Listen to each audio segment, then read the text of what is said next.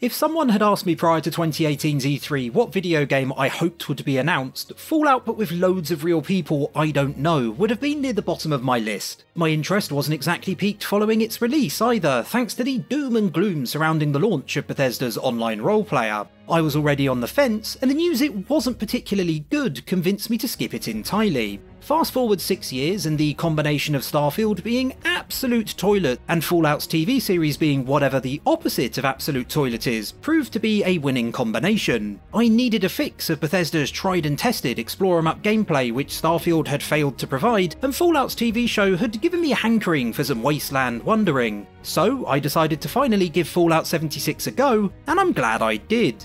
After working my way through a brief tutorial within Vault 76, I chose to embark on my journey as a fresh level 2 dweller and headed out into Appalachia.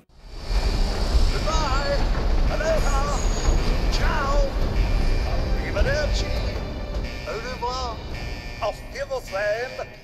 My first impressions were surprisingly positive. Whatever my thoughts regarding the rest of the 76 experience, there can be no denying that Appalachia is a stunning setting. Indeed, it more than deserves to be spoken about with the same reverence as Fallout 3's Capital Wasteland, New Vegas' Mojave Desert, or 4's Commonwealth. In fact, with its many distinct regions including the lush and fairly safe surroundings of the forest, the barren, desolate ash heap thick with toxic fumes, and the treacherous mountains of the Savage Divide, it's perhaps the most diverse of them all. I was never short of locations to discover within each of them either, from huge towns filled with crumbling buildings and islands housing diseased deathclaws above ground, to claustrophobic caves littered with unsettling cult paraphernalia and abandoned mines below. Granted, many of them are not too dissimilar from those featured in the series' other outings, but having played little Fallout since 4's release and with my bitter disappointment at Starfield's god-awful map segmentation and repetition still fresh in my mind, I was absolutely fine with that. While cracking on with this video, I've continued on past the 25-hour mark too, although not by a huge amount, and that has been largely thanks to the exhilaration of exploration. Once a week or so, I'll jump on for an hour or two and venture out into the unknown, happy to be distracted by whatever catches my eye in the distance. If you're looking for that comfortingly familiar Bethesda formula, it can be found to a degree in Fallout 76.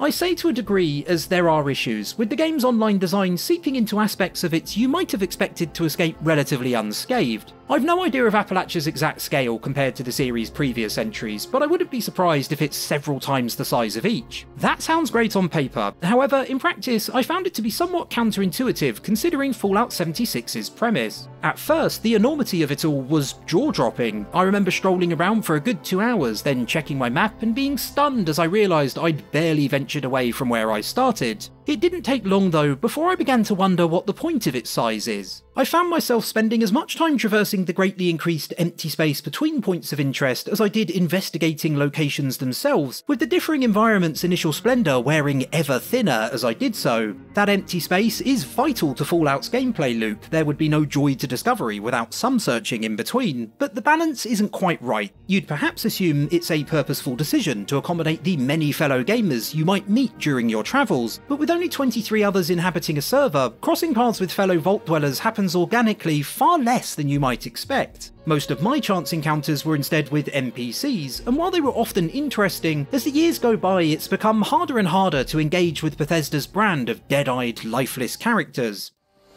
Plenty of unclaimed space up the road. Maybe you should give it a visit.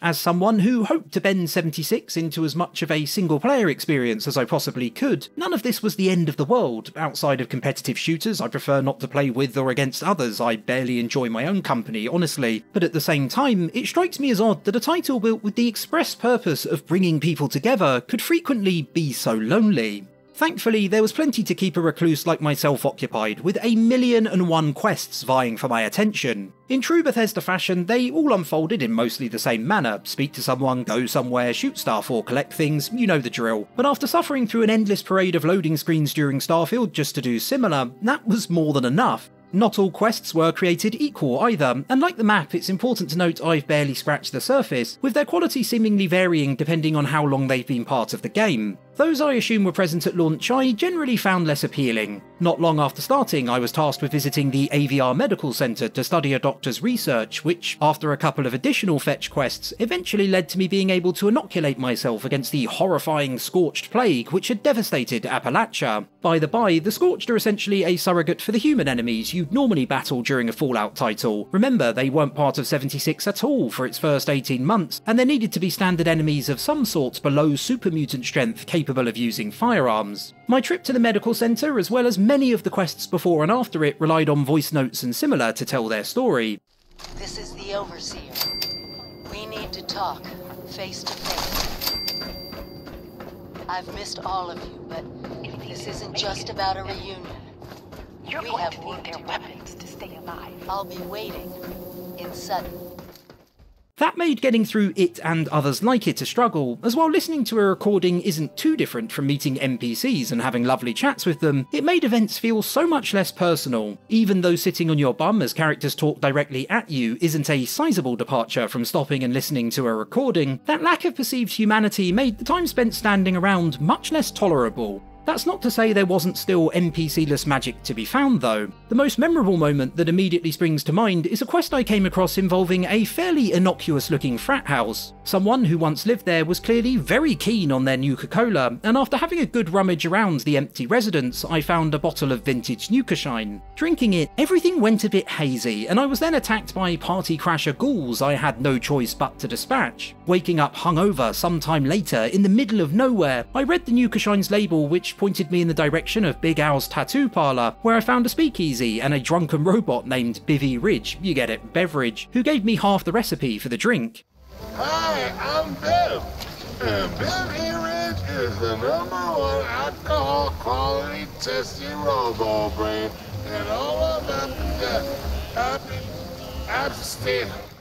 Returning to the frat house, I got hold of the password to the speakeasy's supply room, returned to it, grabbed the other half of the recipe, and collected the necessary ingredients. I then brewed my own batch, said goodbye to Biv, and continued on my merry way. Despite not meeting a single soul other than an absolutely trolleyed machine, it was vintage Fallout that kept me smiling from beginning to end. There are now lots of quests involving humans too, with Appalachia positively teeming with intriguing people to meet who do most of the heavy lifting in making the region feel just as alive, or as close to alive, as any of the series' single-player offerings. I genuinely can't imagine playing the game without them, as the world's size coupled with its previous overwhelming lifelessness would have been likely too big a hurdle for me to handle. Some, I'd imagine, might miss the emptiness and sense of mystery I'm sure Appalachia was imbued with prior to NPCs being added, but I can't see their introduction being anything other than a net positive. Since the quests added alongside the game's vast cast are all newer content and I've no idea what constitutes a spoiler when it comes to Fallout 76, I'm going to err on the side of caution and keep things vague. What I will say is that I found many of them to be nearly as engaging as those featured in other Fallout games. Getting into the loop of visiting a well-populated hub like Foundation or White Spring, loading up on jobs which need doing, and then heading out into the wild to start ticking things off a list is precisely my bag, and I never found myself getting bored of doing so over and over again. Given the Appalachian overworld is a shared map, although some locations within it are instant so you can complete important quests with your party uninterrupted, a big downside is the lack of consequence when completing those aforementioned quests. I found there were choices to be made every now and then which resulted in me being rewarded with different weapons, items or similar, but no decisions resulted in sweeping changes to the world, though in fairness I wasn't really expecting that given 76's structure. That being said, it is worth bearing in mind when looking at the game through a single player lens, as that has always been a key part of the franchise. The conversations prior to those often disappointing endings are very good in fairness too. I'm almost certain I saw more speech checks during my 25 hours with 76 than I did throughout the entirety of Fallout 4, and I regularly found myself so absorbed by the people I met and the places I visited that I'd occasionally forget that Appalachia was never designed to be such a vibrant locale.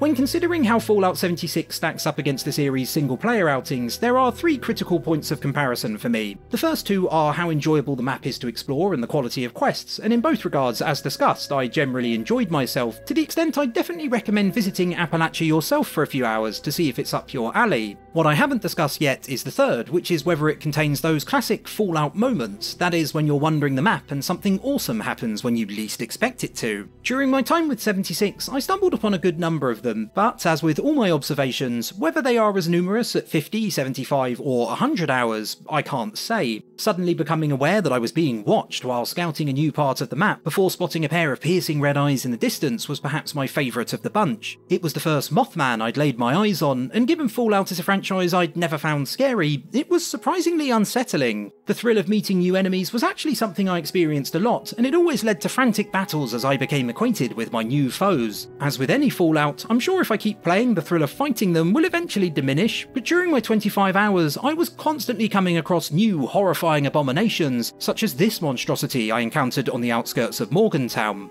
It's not just enemies either, whether it be discovering a man who arrived at the Morgantown airport too late to save his brother, witnessing the terrifying spectacle of a nuke ravaging the area nearby, or meeting a violent drug addict named Nash. There are so many interesting things to find if you can push through the quieter periods. I like their appreciation of violence and the finer things in life, like torture. But for now, I'm happy on my own. Less people to share my chems with that way. Is Fallout 6 worth trying if you're mostly interested in playing alone? On balance, I would say yes if you're a Bethesda fan who didn't enjoy Starfield, has finished the rest of their catalogue already, and is looking for more. If you're mildly intrigued but haven't played Fallout 3 and 4, or New Vegas, which isn't a Bethesda title, or the Elder Scrolls Morrowind, Oblivion and Skyrim, then I'd advise giving those a try instead. 76 is definitely not the grand story-focused experience the single-player Fallouts offer, with it lacking big-budget set-pieces, consequences and depth, but at the same time, I still enjoyed a lot of its questing. Appalachia itself I found to be the biggest draw though, its beauty, variety and scale making it a joy to traverse. You genuinely do not need to interact with others if you don't want to either, with even player versus player combat optional. At a high level, it's entirely possible to keep Fallout 76 single player gameplay, that is, exploring and questing, and its multiplayer gameplay, grinding for equipment and taking part in events, almost entirely separate. I say almost entirely separate because at a mechanical level there are differences between Fallout 76 and the series' single player offerings that you are going to have to get used to whether you like them or not. VATS is a good example. Where previously you could use it to pause or slow down time to attack, it now runs in real time, making quick decision making a more valuable skill than ever. It's a necessary change for obvious reasons. If the server slowed to a crawl for everyone anytime any of the server's inhabitants used VATS, no one would ever be able to get anywhere. At first, I hated the speed at which you needed to operate. I'm in my mid-30s with the reaction time of someone double my age, but now I've become accustomed to it. I love it. I'm not necessarily of the opinion it should replace the previous iterations of VATS, although a case could definitely be made. What I would say is that the way 76's rendition works made combat feel fluid in a way it doesn't in earlier titles, and when I recently returned to Fallout 4 to work on another video, I tended to shy away from using VATS because of how big an effect it had on the pace of firefights. When Fallout 5 finally hit store shelves in 2042, I'd love to be given the option to choose between the two different playstyles. How you level up has changed too, and this I'm less enamoured with. Every time I did so, I was able to add a point to one of my special stats and sometimes open a pack of cards.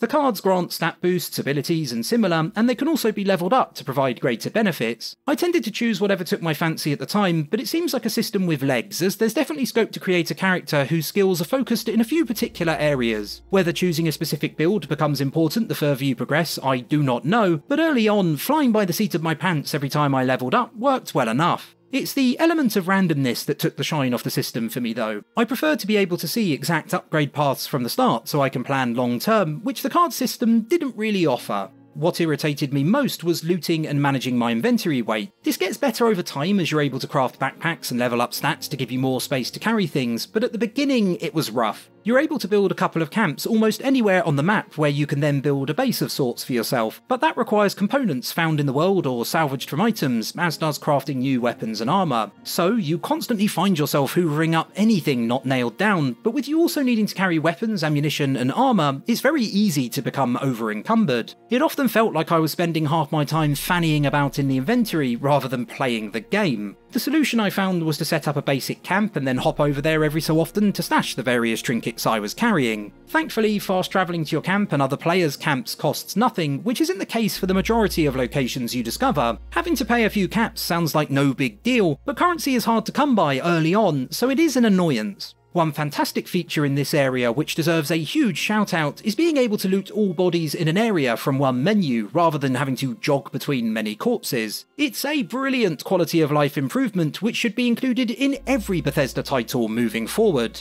Speaking of caps, they are only one of many different currencies found in Fallout 76, and I found even thinking about them exhausting. There's also atoms, treasury notes, gold, bullion, and a million others, each with their own special function. I'd love to be able to explain what they all do, but I avoided spending any time thinking about this part of the game like the plague. With so much to keep you occupied, it wasn't until many hours had passed that I decided to properly dip my toes into the multiplayer. I'd already figured out early on that joining a party was essential. No interaction with others is required, but they provide bonuses such as extra experience nonetheless, and with enough weapons, ammo and healing items stashed, I felt I could finally be of some help to those who were a little bit more sociable than myself. That was true to some extent. Since I wasn't completing any of the story quests with friends, now and then I joined others who were embarking on different short events and activities to varying degrees of success. Protecting extractors from mole miners to complete uranium fever was one that seemed particularly popular and was easy for me to get my teeth into at a low level. I was nowhere close to being the efficient killing machines my teammates were, with their power armour and massive guns, but I like to think that little old me at least had some impact, no matter how small. Fending off huge numbers of Scorched while a Scorched beast sporadically landed, I liked a lot less.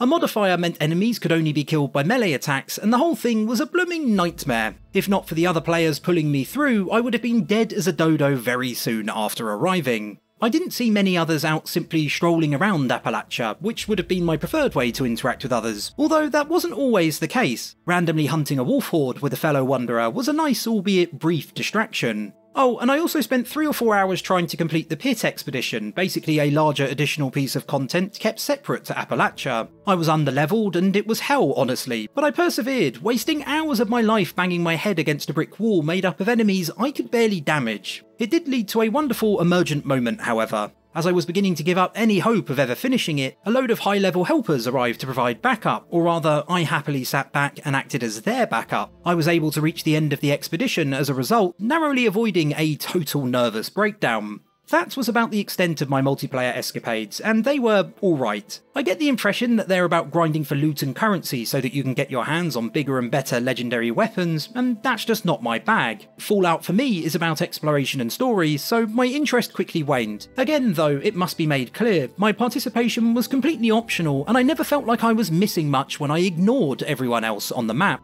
To conclude, I'm sure there are lots of things I've not spoken of, but I think I've touched on everything that jumped out at me while playing Fallout 76. Its single-player experience was enough to keep me interested, but you should lower your expectations somewhat if you're expecting an experience as robust as Bethesda's single-player adventures. The multiplayer portion I interacted with a lot less, and I'm a long way from being able to properly pass judgment on, but if you're someone who enjoys that side of things, it does look like there's content to keep you occupied. It strikes me that it could get repetitive, grinding for items and the like, but I can't attest to that personally. So yeah, Fallout 76 these days is nowhere close to the disaster it apparently was at launch, and I'm not unhappy I spent 25 hours with it. It's not as robust as Fallout's fully single-player offerings, but it's not as far away from them as you'd perhaps expect either. Would I spend another day of my life playing it? Probably not, but to give me a short-term fix of Bethesda's tried and tested formula in the wake of Starfield being as enjoyable as kidney stones, it definitely did the trick. Thanks for watching the video, boys, girls and wastelanders. If you had fun, do consider liking, subscribing and sharing your thoughts, and hopefully we'll catch up again soon.